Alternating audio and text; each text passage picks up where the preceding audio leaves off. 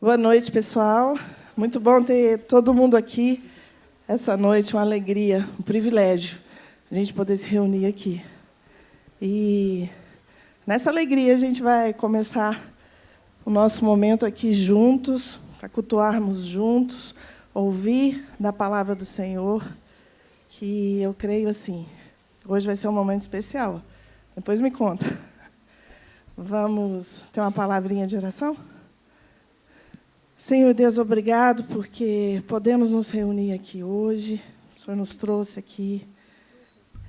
Que o nosso coração, Senhor Deus, seja cheio da Tua palavra, cheio, Senhor Deus, daquilo que o Senhor tem a nos instruir. Nos abençoa, Senhor Deus, e que o Senhor se alegre com o nosso louvor, com o nosso meditar. E desde já entregamos esse momento a Ti, ó Deus. Em nome de Jesus. Amém. Bora ficar de pé para louvar então, galera.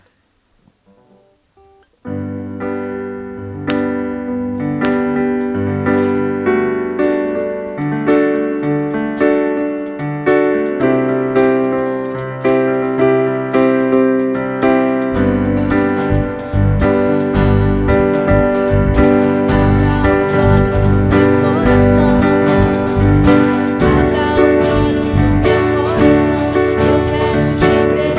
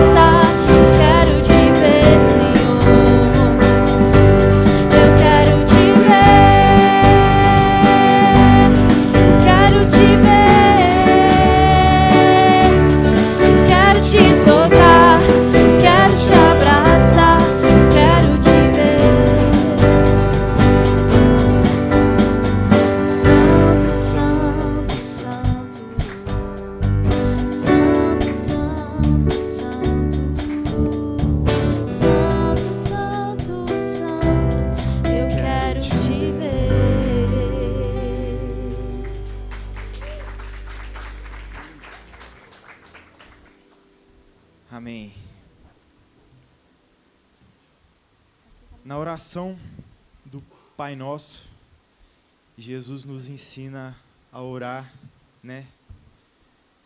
Pai nosso que sais do céu, santificado seja o vosso nome, venha a nós o vosso reino, seja feita a tua vontade, assim na terra como no céu. Vamos cantar uma música que fala um pouco disso, né? Também pedir para Deus que Ele nos encha do Espírito Santo, para que a gente possa adorar Ele, né, da maneira correta, uma adoração que vem dEle e vai para Ele, e também que Ele prepare o nosso coração para tudo que será ministrado hoje. Amém? Sinta-se livre para pedir o Espírito para o Pai, porque na palavra Ele também fala que não nega, né? Assim como pais maus dão coisas boas aos seus filhos, né? Quem dirá o nosso Deus, que é o Pai perfeito, né? Não vai negar o Espírito Santo. Amém?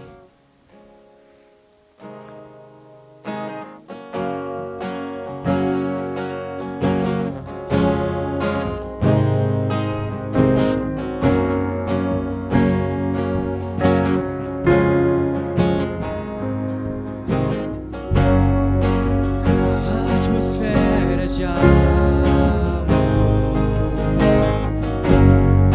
Teu Espírito está aqui, as evidências surgem. Teu Espírito está aqui, flua nesse lugar, transborda teu amor que nos envolve. A ti me achegarei pra encontrar teu amor.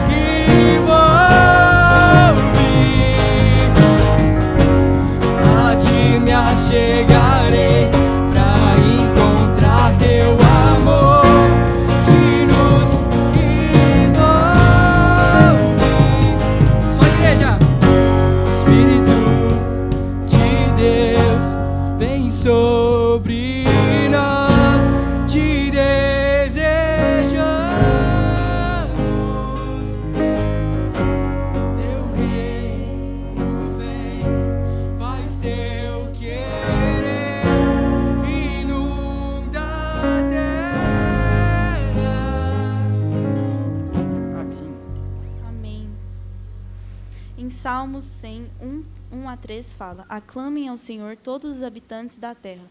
Sirvam ao Senhor com alegria, apresentem-se diante dele com cânticos. Reconheçam que o Senhor é Deus. Ele nos criou e a ele pertencemos. Somos seu povo e o rebanho que ele pastoreia. A gente precisa todos os dias dedicar o nosso louvor ao Senhor e reconhecer e agradecer a sua bondade e misericórdia. Então vamos cantar essa música agora para declarar que não há outro ser comparável a ele. Amém?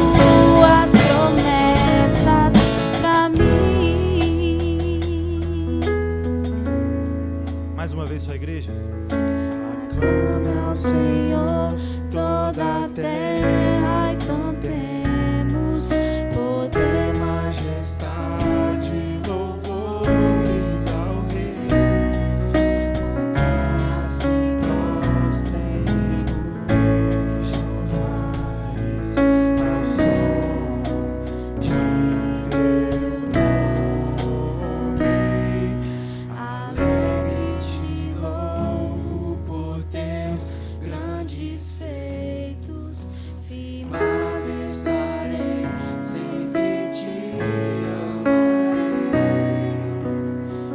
Incomparáveis são tuas promessas pra mim.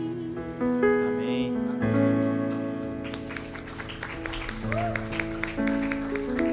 Isso aí. Antes da próxima música, queria ler 2 versículos aqui em Romanos 5, do 9 ao 10. Como agora fomos justificados por seu sangue, muito mais ainda por meio dele seremos salvos da ira de Deus. Se quando éramos inimigos de Deus, fomos reconciliados com ele mediante a morte de seu filho, quanto mais agora, tendo sido reconciliados, seremos salvos por sua vida. Amém? Amém. Então agora vamos cantar com todo o nosso coração. Essa aqui acho que muita gente conhece, de todo mundo aqui, então vamos todo mundo soltar nossa voz para o nosso Senhor. Amém?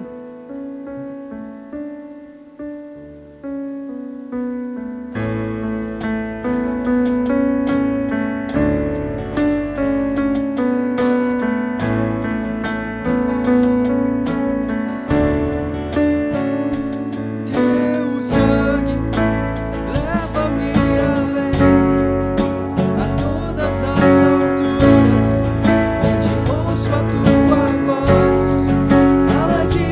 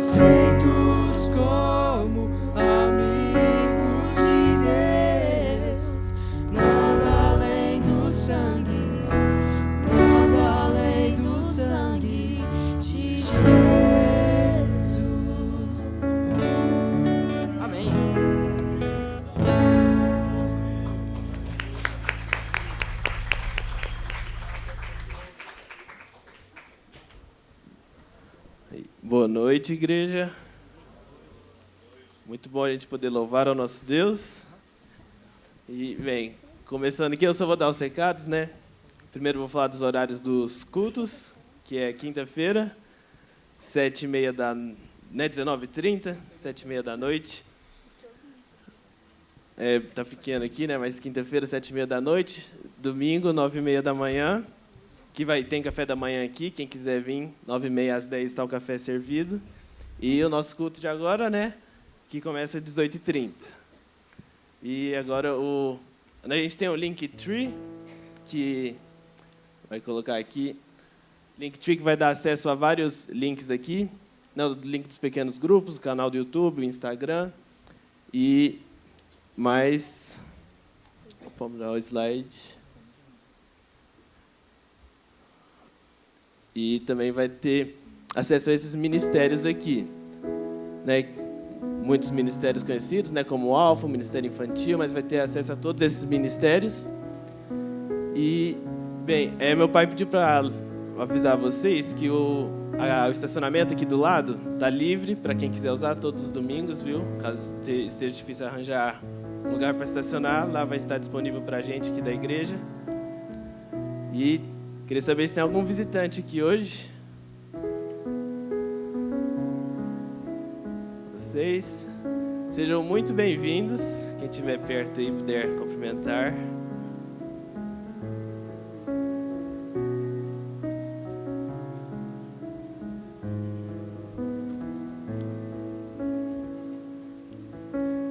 Tem mais alguém?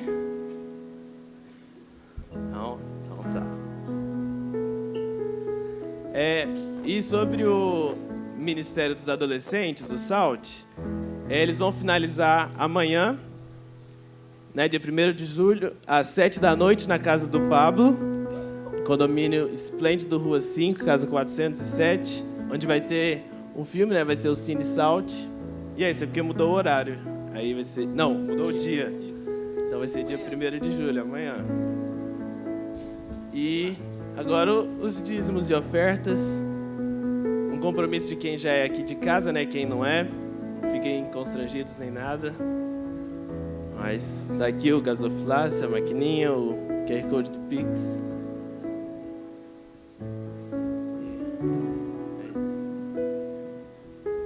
Tá pequeno aqui, não sei nem se lê, infelizmente. Aclame ao Senhor toda a terra e cantemos poder, majestade, louvores ao Rei. Montanhas se prostrem e rujam os mares ao som de teu nome. Alegre te louvo por teus grandes feitos. Firmado estarei, sempre te amarei. Incomparáveis são tuas promessas pra mim.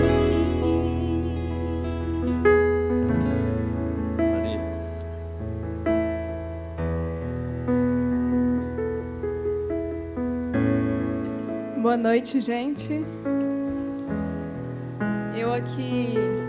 Eu, a Fernandinha e a Jojo cuidamos do Ministério Infantil e eu gostaria de chamar as crianças aqui na frente. Crianças de 3, 4 até 10.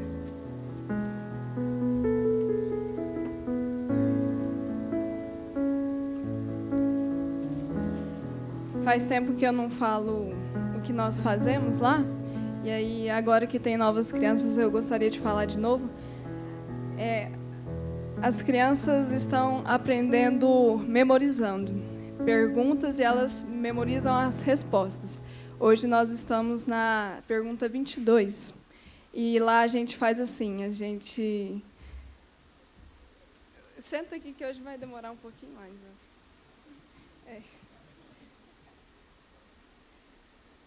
A gente tem um primeiro momento de recapitular as últimas perguntas, né? Porque nós estamos na 22, então é normal que eles vão esquecendo, mas a gente vai e traz elas de novo. E aí, no segundo momento, a gente contextualiza a pergunta do dia e segue com a memorização. Todas as crianças memorizam a resposta. E como é um trabalho com todas as crianças, todas as idades, não tem divisão, eu nivelo por baixo. Eu faço um trabalho para crianças até 5 anos. Aí, para complementar para as crianças maiores, elas memorizam o versículo também, um versículo a cada 2 ou 3 domingos. É só para as crianças sênior, as crianças acima de 6 anos. Você já tem mais de 6. Mas aí, esse trabalho é um pouco desafiador, porque são crianças de muitas idades. Então, para me ajudar lá com as crianças menores, eu tenho a Fernandinha, que é mais meiguinha, assim, dá conta dos menores, como eu não consigo alcançar. E aí tem a Jojo, a tia do futebol, é a tia mais esportiva, ela aplica algumas penalidades que me ajudam bastante. Então, aí eu dou a aula, né? Então é isso, gente. No último domingo nós perguntamos, a pergunta foi o que vai acontecer no juízo final com os que creram em Jesus? A resposta é: serão salvos. E de hoje, o que vai acontecer com as pessoas que não creram em Jesus? O versículo João 3,18, que é o que eles estão memorizando. Quem crê nele não é condenado, mas quem não crê já está condenado, porquanto não crê no nome do unigênito Filho de Deus. Então, quem não crê, como não há salvação em nenhum outro, será condenado. Então, vou pedir para que a igreja ore, por favor. Ó Deus, muito obrigado porque o Senhor trouxe essas crianças à tua casa. Ajude elas a entenderem que não há salvação em nenhum outro e que elas possam clamar ao Senhor, ó Deus, e também falar para o mundo da salvação que há em Ti, do juízo final que vem, ó Deus, e me ajude a fazer essas palavras chegarem no coração delas, com a ajuda da Fernandinha e da Jojo. Esteja conosco, ó Deus, que tudo isso seja para a Tua glória e salvação delas, em nome de Jesus. Amém. Agora chamar o Pablo, que vai dar a palavra hoje.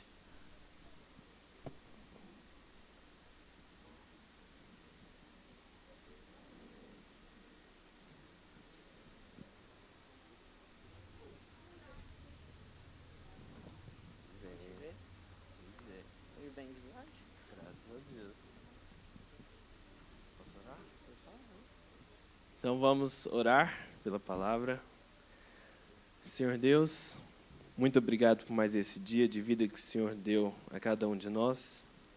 Nos ajude a enxergarmos a sua graça na nossa vida.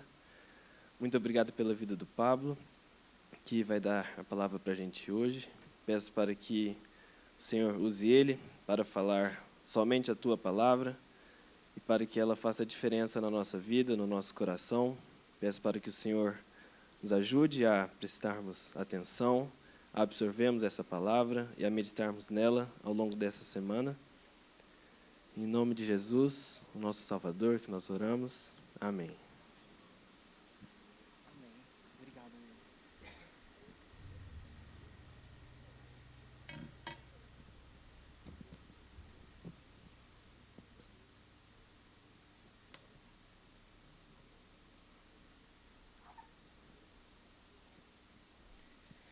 Em 2017, foi lançado um livro chamado Você é Aquilo que Ama.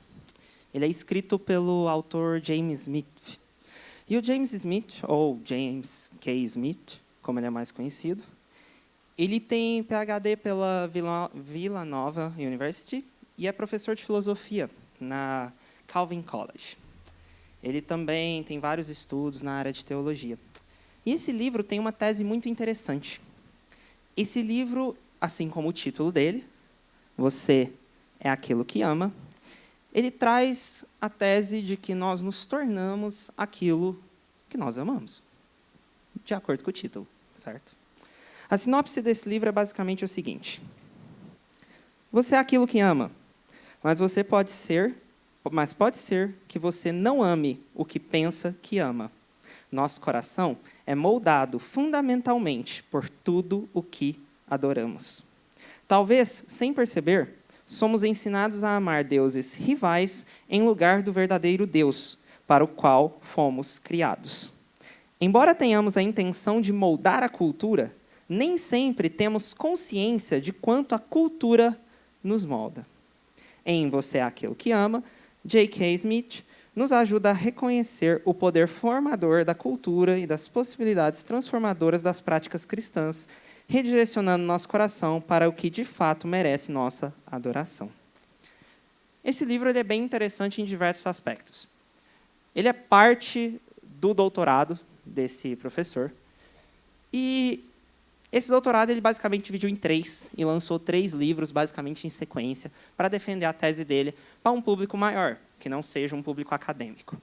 E essa tese ela é bem interessante. Para quem se interessar depois, eu recomendo ler o livro, ir mais a fundo. Mas, em síntese, ele defende muito a ideia de que uma rotina, uma liturgia cristã, pode te levar a adorar cada vez mais Deus de uma forma correta.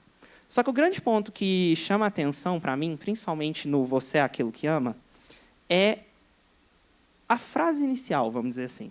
É o início, é o começo desse livro e o que ele tenta combater, que é a ideia de que nós nos tornamos parecidos com aquilo que nós adoramos.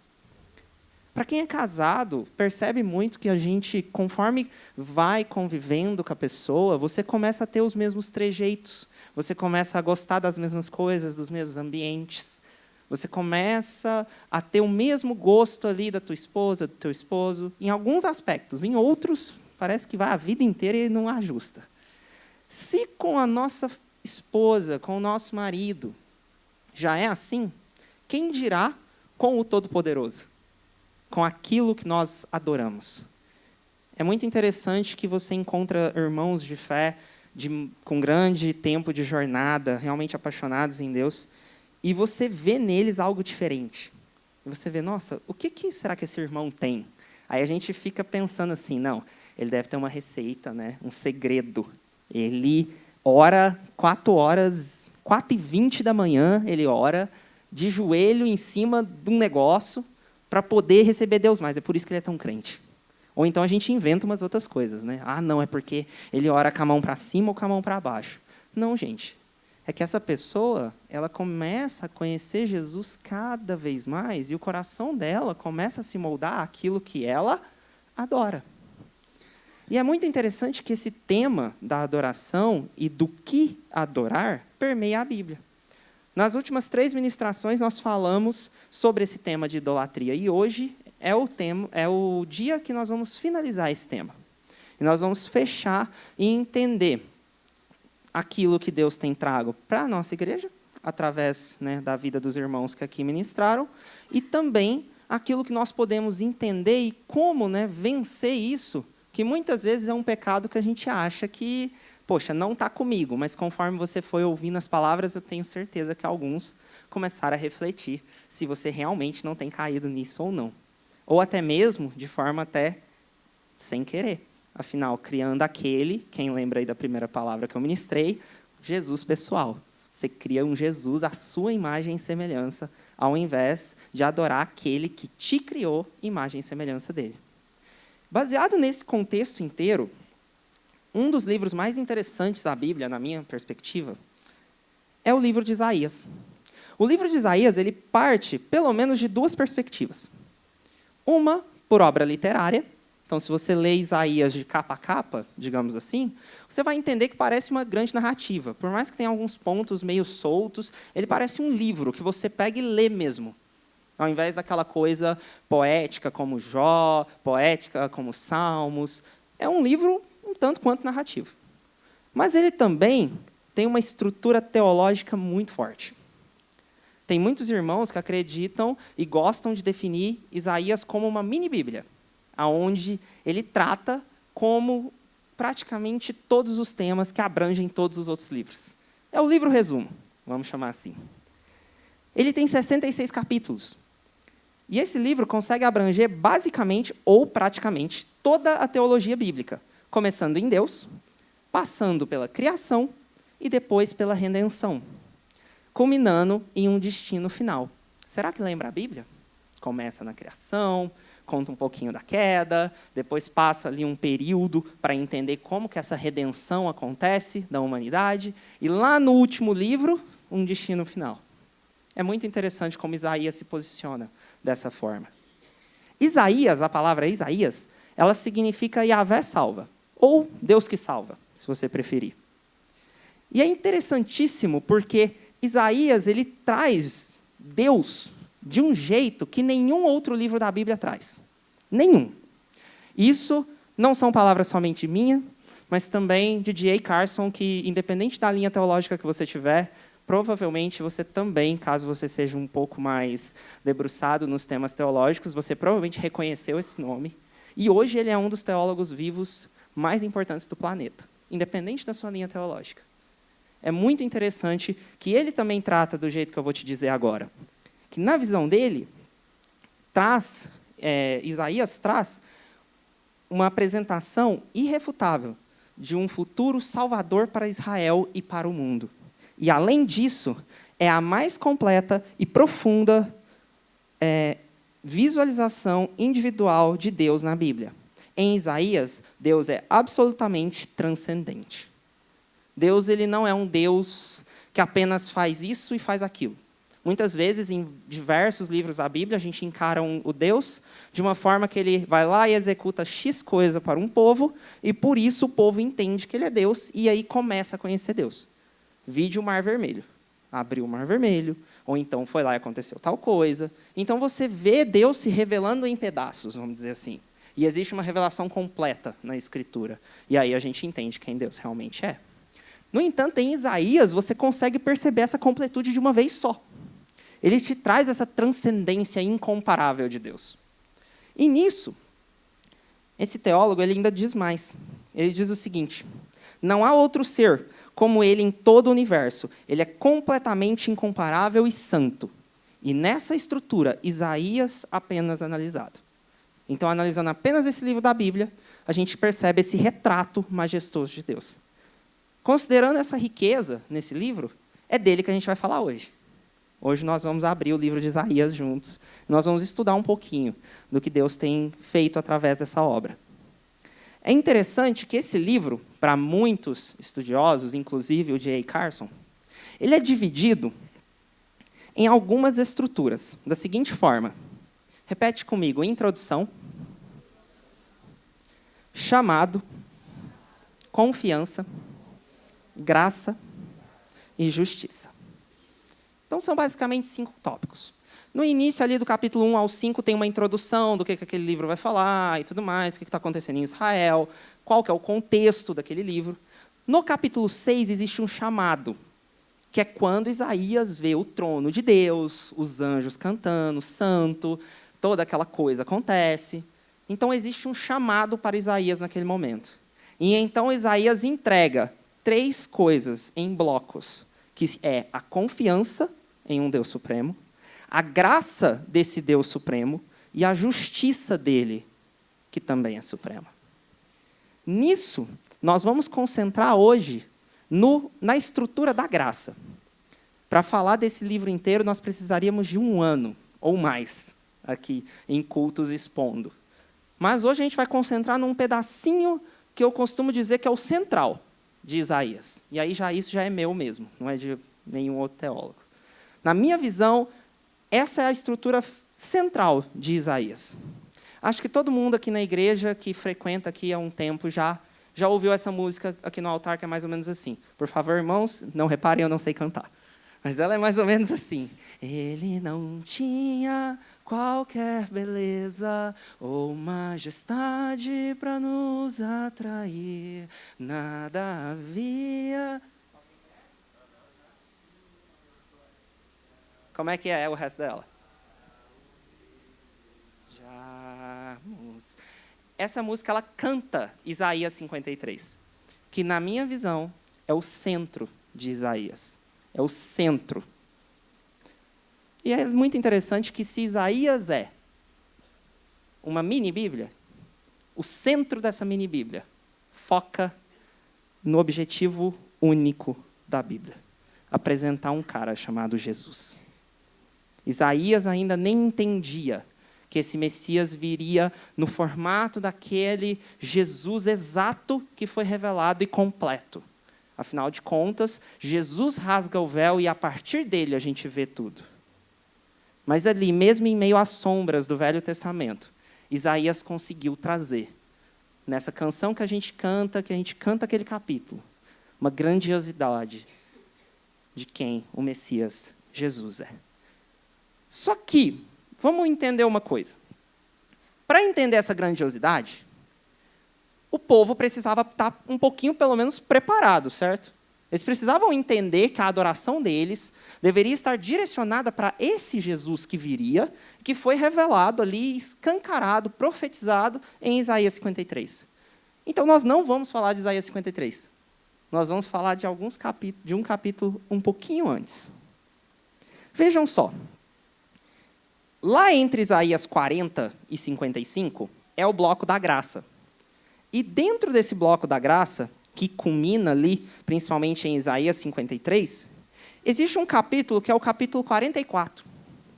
Nesse capítulo, ele faz a terceira discussão, argumentação, como você quiser chamar, contra a idolatria. No livro de Isaías, ali na seção da graça, você tem 4 vezes essa discussão. Ela começa meio devagarzinho, depois na segunda ela já atiça um pouco. Na terceira, Deus falando através do profeta, e é o que a gente vai ler junto hoje. Eu acredito que ele faz uma das coisas mais dramáticas, num sentido bem cinematográfico, sabe? Mas no estilo filme de comédia. Ele dá uma zombada dos ídolos de uma forma muito interessante. E a gente vai ler junto essa sessão. Então, por favor, se você pode, abre lá para mim, por favor, em Isaías 44. Enquanto você vai abrindo, como eu comentei, nos temas do livro, o Messias sempre é aquele que linka todas essas estruturas. Então, a anunciação de que viria o Messias, ela é o que linka o livro todo. Novamente, Isaías 44, pessoal. Se a gente puder expor aqui, vai ser a partir do verso 6 que nós vamos ler. Então, Isaías, livro do profeta Isaías, mais ou menos aí no meio da sua Bíblia, se você tiver com Bíblia de papel. A minha aqui, se eu abrir ela no meio certinho, cai no 44. Então, talvez você pode tentar aí abrir a sua usando isso, caso você não localize Isaías facilmente. Então, livro do profeta Isaías, capítulo 44, nós vamos começar a ler no verso 6. Algumas Bíblias que são de estudo, ou até com alguns comentários, ela tem uma divisão bem nesse versículo. Aqui na minha está a insensatez da idolatria. Como eu comentei, existe uma brincadeira, vamos dizer assim, uma comédia que Deus faz com o quesito idolatria, principalmente nessa discussão. E a gente vai ler e entender. Todo mundo abriu? Isaías 44? Se você não conseguiu abrir, a gente vai expor aqui e vamos ler junto. Certo? Beleza. Então vamos ler lá. Eu vou estar lendo na NVI. Aqui na exposição está na ACF. É uma versão um pouquinho mais difícil. Se você tiver dificuldade aqui, é só me ouvir. Amém? Então vamos lá. Assim diz o Senhor, o Rei de Israel, o seu Redentor, o Senhor dos Exércitos. Pausa aqui rapidinho. Perceberam que é Deus falando através do profeta? Então é muito legal que a gente percebe aqui que até Deus tem senso de humor. Vai ser muito interessante isso, vejam só. Eu sou o primeiro e eu sou o último. Além de mim, não há Deus. Quem é então como eu? Que ele o anuncie. Que ele declare e exponha diante de mim o que aconteceu. Desde que estabeleci meu antigo povo e o que ainda está para vir. Que todos eles predigam as coisas futuras e o que irá acontecer. Não tremam, nem tenham medo. Não anunciei isto? Não o prediste muito tempo atrás? Vocês são minhas testemunhas. Há outro Deus além de mim? Não existe nenhuma outra rocha. Não conheço nenhuma. Todos os que fazem imagens nada são. E as coisas que estimam são sem valor. As suas testemunhas nada veem, nada sabem, para que sejam envergonhadas. Quem é que modela um Deus e funde uma imagem de que nada lhe serve? Todos os seus companheiros serão envergonhados, pois os artesãos não passam de homens. Que todos eles se ajuntem e declarem sua posição. Eles serão lançados ao pavor e à vergonha. O ferreiro apanha uma ferramenta e trabalha com ela nas brasas. Modela um ídolo com martelos, forja-o com a força do braço. Ele sente fome e perde a força, passa sede e desfalece. O carpinteiro mede a madeira por uma linha e faz esboço com um traçador. Ele o modela toscamente com formões e o marca com compassos. Ele o faz na forma de um homem em toda a sua beleza, para que habite num santuário. Ele derruba cedros, talvez apanhe um cipreste, ou ainda um carvalho. Ele o deixou crescer entre as árvores da floresta, ou plantou um pinheiro. E a chuva o fez crescer. É combustível usado para queimar. Um pouco disso ele apanha e se aquece. Acende um fogo e assa um pão. Mas também modela um deus e o adora. Faz uma imagem e se curva diante dela. Metade da madeira ele queima no fogo. Sobre ela, prepara sua refeição. Assa a carne e come sua porção. Ele também se aquece e diz: ah, estou aquecido, estou vendo o fogo. Do restante, ele faz um deus, seu ídolo. Inclina-se diante dele e o adora. Ora a ele e diz: salva-me, tu és meu Deus. Eles nada sabem, nada entendem. Seus olhos estão tapados, não conseguem ver. As suas mentes estão fechadas, não conseguem entender. Ninguém para pensar. Ninguém tem o conhecimento ou o entendimento para dizer: metade dela usei como combustível, até mesmo assei pão sobre suas brasas, assei carne e comi. Faria eu algo repugnante com o que sobrou? Iria eu ajoelhar-me diante de um pedaço de madeira? Ele se alimenta de cinzas, um coração iludido o desvia. Ele é incapaz de salvar a si mesmo, ou de dizer: esta coisa na minha mão direita não é uma mentira?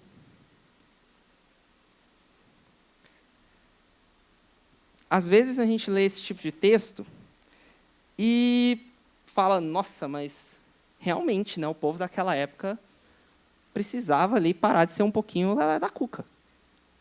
Né? Nossa, ele é meio lelé da cuca. Pegar lá uma arvrinha, né, como essa aqui que a gente tem no altar, picotar ela, metade eu vou usar para assar uma carne. Né? Os churrasqueiros que estão aí sabem que isso aqui não é muito bom de assar carne, mas a gente dá um jeito, assa uma carne. E aí, o resto a gente monta um Deus e adora. Faz sentido? Faz, gente? Não, né? Não faz muito sentido adorar uma coisa dessa. Mas eu te pergunto, e no século XXI, será que nós não estamos simplesmente trocando o material? Porque naquela época se usava madeira, que era uma estrutura bem tecnológica, vamos dizer assim, para a época. Afinal de contas, se a gente lembrar como eles faziam ali papiro, como que eles escreviam, até mesmo como teciam suas roupas, estruturar algo com madeira, uma carpintaria na madeira, um artesanato, era algo muito tecnológico. Vamos trazer para os nossos dias? O que é tecnológico hoje, que talvez muitos de nós tenham utilizado do mesmo jeito? O texto descreve o processo de feitura de um ídolo, para que o leitor, ou seja, nós, aqui na igreja hoje, note o quão ridículo é o processo e o quão tola é a idolatria. Vamos para o verso 6, por gentileza. No verso 6, a gente vai ler o 6 até o 8 rapidinho para a gente ver uma coisa.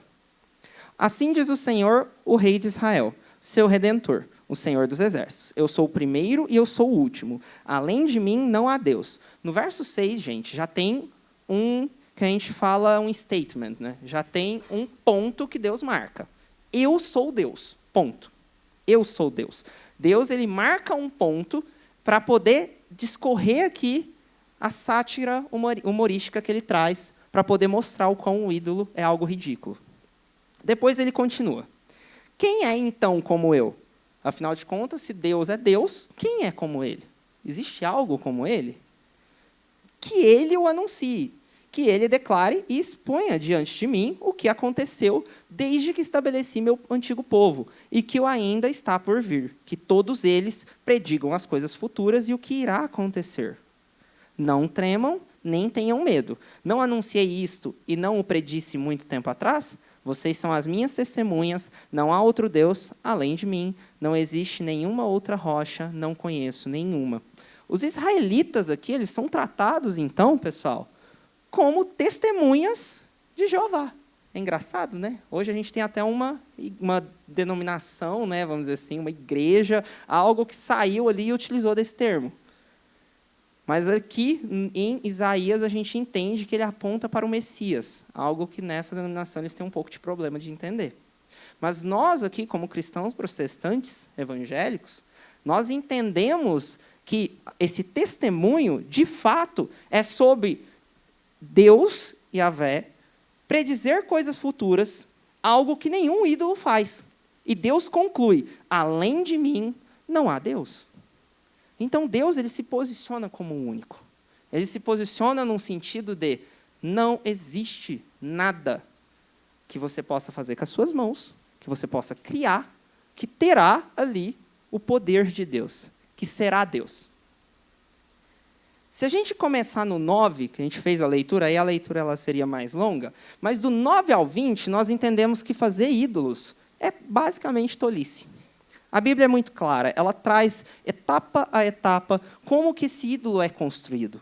O carpinteiro vem, faz assim, Deus até faz uma zombaria, o carpinteiro cansa durante o processo. Olha que coisa, que Deus é esse, que durante o seu processo criacional alguém até cansa, sente fome. Entendem o quão bizarro isso é? É bizarro demais a gente falar que um ídolo tem um poder de Deus. Afinal de contas, ele é feito do pó da terra. Ele é feito do nada. Quando o ser humano faz um Deus para si, levando a sua imagem para o divino perde o propósito. Que divino é esse, se ele é a minha imagem? Aonde um verdadeiro divino, eu seria a imagem dele. Afinal, ele cria, não eu. Ídolos não satisfazem as necessidades mais profundas do ser humano. Se não há nada maior do que o humano, não há propósito. Essa é uma frase do J. Carson. Vou repetir ela. Se não há nada maior que o humano, então não há propósito. No fim, a tolice definitiva da idolatria é que se seu Deus é feito do mesmo tronco que você faz uma fogueira, esse Deus não é nada. É bizarro você assar pão com a mesma coisa que você adora. É bizarro você usar para trabalho a mesma coisa que você adora. É bizarro você olhar para aquilo que é ensinado numa aula de filosofia, sociologia, engenharia, o que quer que você esteja estudando, e encarar aquilo como uma verdade acima do próprio Deus. É bizarro. Por quê? Porque aquilo é para fazer o pão. Não para ser adorado. No 18 e no 20, especificamente, a gente vai ler eles junto, por favor. Se você pode acompanhar na sua Bíblia ou aqui. No 18 fala o seguinte, ainda especificamente sobre os ídolos. Eles nada sabem, nada entendem, seus olhos estão tapados, não conseguem ver, e suas mentes estão fechadas, não conseguem entender. Ninguém para pensar. E aqui Deus está questionando. Ninguém para pensar. Vamos voltar aqui. Ninguém para pensar. Ninguém tem o conhecimento ou o entendimento para dizer metade dela usei como combustível. Até assei pão sobre suas brasas. Assei carne e comi. Faria eu algo repugnante com o que sobrou? Iria eu ajoelhar-me diante de um pedaço de madeira? Ele se alimenta de cinzas, um coração iludido o desvia. Ele é incapaz de salvar a si mesmo ou de dizer, esta coisa na minha mão direita não é uma mentira? Do 18 ao 20, a gente entende o seguinte: criar um ídolo em nossos corações, e aqui, no caso, fala de um ídolo físico, mas isso, especificando, como eu disse, na tecnologia daquela época, vamos trazer para hoje. Afinal de contas, quando a gente vê ali personalidades, isso, na minha época que converti, isso era muito forte, e as gerações já estão trocando. Mas na época que eu converti, há o quê? 11 anos atrás, 12 anos atrás, algo assim, era muito comum a juventude estar idolatrando um artista. Talvez hoje isso não acontece tanto, mas a gente idolatra uma opinião, a gente idolatra um status. Na minha época, se o artista falava, era lei. Né? Todo mundo, nossa, o artista falou, uau! As pessoas adoravam pessoas. E hoje não. As pessoas adoram a opinião. As pessoas adoram o ego. Existe uma egolatria muito forte. Aonde, se o artista discorda de mim, ele é cancelado. Será que eu estou falando algo que é muito longe da tua realidade? Ou você consegue perceber que criar um ídolo em seus corações, nossos corações, não é algo apenas humoristicamente tolo, mas uma negação do mundo conforme Deus o fez. Nós, basicamente, colocamos a criatura na frente do Criador, quando nós colocamos no nosso coração lugar para a idolatria. Nós colocamos de jeito errado o que deveria ser adorado. E aí as perguntas são: quantas vezes nós criamos ídolos à nossa imagem? Quantas vezes nós colocamos a nossa opinião e o nosso sentimento na frente de uma verdade de Deus? Mas eu não sinto assim. Não estou com paz no coração de fazer esse negócio. Não, mas não estou com vontade de ler Bíblia hoje. Para quê? Não tenho que estar bem para adorar a Deus em verdade? Talvez só eu passei por essas coisas, né? Um ET aqui. Não? Ah, amém. Então, irmão, irmã, de irmão para irmã. Quem está aqui na frente é um irmão igualzinho vocês. A gente passa por dificuldades igual a vocês. E hoje eu vim aqui te convidar para, junto comigo, a gente trocar essa lógica e colocar Deus onde Ele realmente tem que estar. E não colocar na frente os nossos desejos, o nosso ego, a nossa vontade, o nosso desejo, a nossa carreira, a nossa família, a nossa esposa, o nosso filho. Até aqui estava fácil de tirar as coisas, eu sei. Mas na hora que toca nos ídolos evangélicos, eu sei que é um pouquinho mais difícil. Porque hoje, muitas vezes, nós adoramos coisas que são santas e boas, mas elas não são mais santas do que o nosso Deus. Elas não são mais santas do que Cristo Jesus. Não são mais santas do que o Espírito Santo de Deus. E a pergunta aqui que talvez você precise fazer para o seu coração essa noite: quais ídolos nós temos, você tem, confeccionado dentro do seu coração?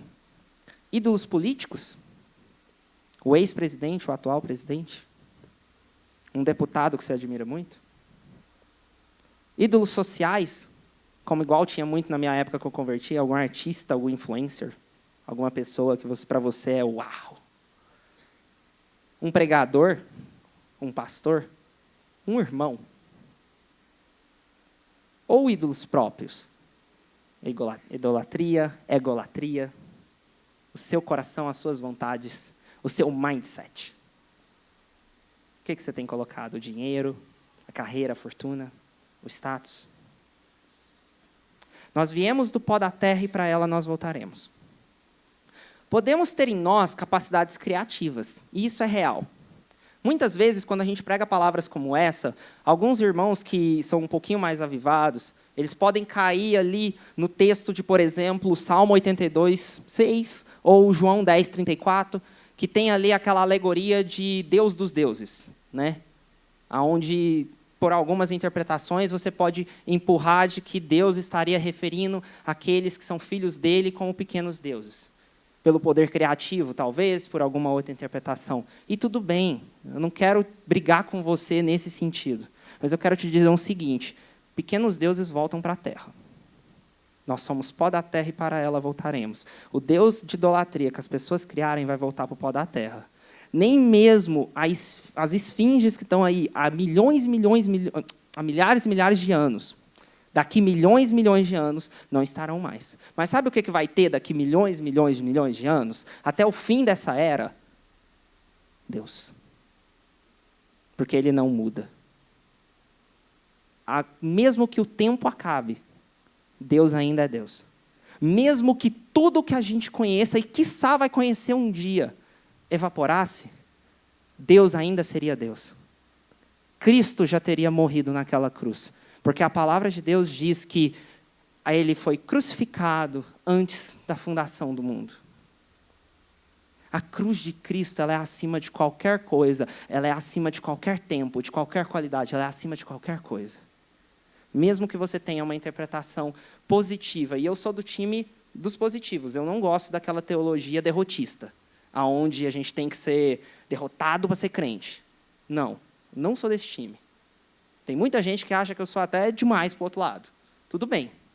Mas, gente, independente disso, tudo vai voltar para o pó da terra. Mas Cristo não vai, porque Ele ressuscitou ao terceiro dia.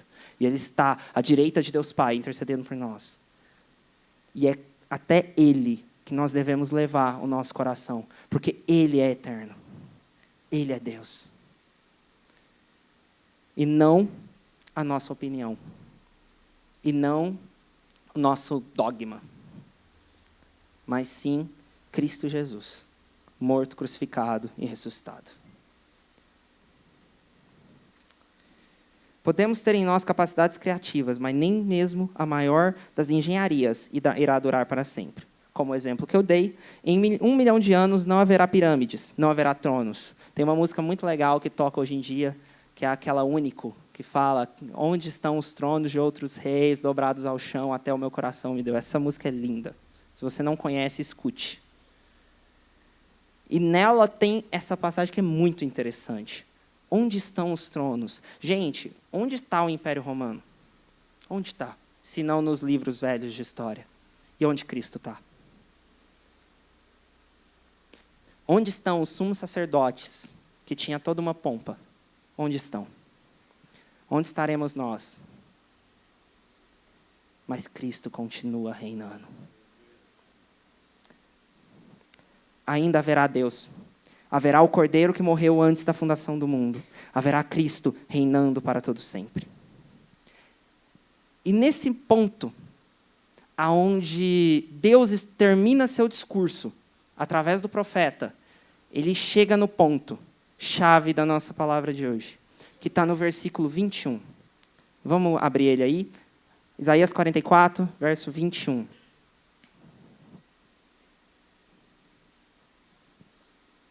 É o verso seguinte do último que a gente leu ali do 20. Diz assim: lembre-se disso, ó Jacó, pois você é meu servo, ó Israel. Eu o fiz, você é meu servo, ó Israel, eu não o esquecerei. Como se fosse, em verso 22, como se fossem uma nuvem, varri para longe suas ofensas, como se fossem a neblina da manhã os seus pecados. Volte para mim, pois eu o resgatei. Deus, depois de quebrar aquilo que sustentava a fé de muitos, que eram ídolos vazios, e mostrar que aquilo nada valia, Ele diz: a salvação. Não é isso que vai te salvar, sou eu. Deus declara com todas as letras: volta.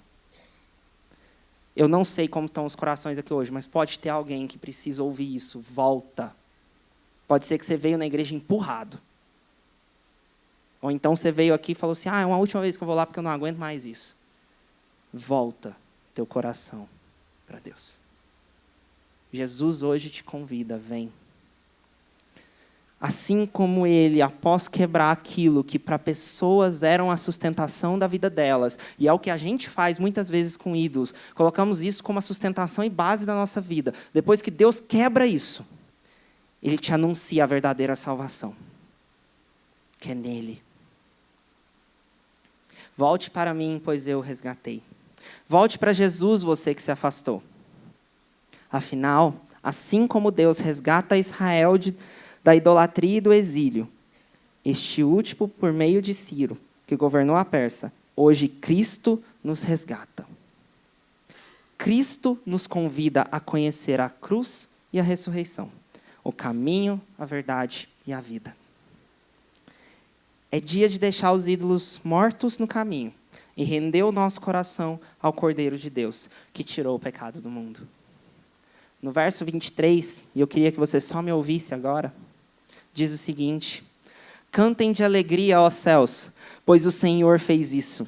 Gritem bem alto, ó profundezas da terra. Irrompam em canção, vocês montes, vocês florestas e todas as suas árvores. Pois o Senhor resgatou Jacó. Ele mostra sua glória em Israel. A reação natural de alguém que entende que foi salvo pelo Cordeiro é louvor. Eu posso vir aqui e te falar 10 passos para evitar a idolatria. Eu posso vir aqui e te falar, vamos ter um sermão de 5 pontos contra a idolatria. Tem um remedinho tal que você toma contra a idolatria. Tem tal coisa contra a idolatria. Como eu disse, o livro do James é fantástico, mas ele simplesmente está te trazendo a ideia de entre numa liturgia que vai dar certo. Vai, tudo isso ajuda bastante. Mas deixa eu te contar uma coisa. O que evita e rebenta a idolatria do nosso coração é adorar a Deus. É adorar o Deus de verdade. É conhecer Jesus e adorá-lo com todo o teu ser.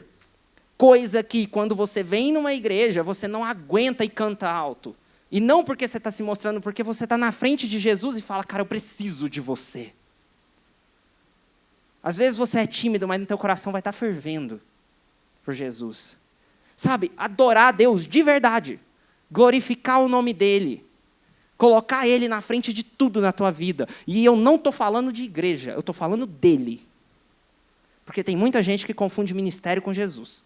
E são coisas diferentes. Não coloca a obra na frente daquele que te pediu para fazer a obra.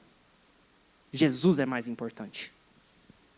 Se Jesus é tão importante assim, por que você deixa seu devocional para ser a última coisa que você faz no dia? Você quer vencer a idolatria, orando uma vez por dia. Jesus, obrigado pelo dia, amém. Botando a cabeça no travesseiro. Você quer vencer uma idolatria, um coração idólatra, que todos nós temos. Nosso coração é uma fábrica de ídolos. Sabe? A gente quer vencer isso sem colocar o verdadeiro remédio. Glorificar, amar, apaixonar por Jesus. E buscar Ele dia e noite, noite e dia.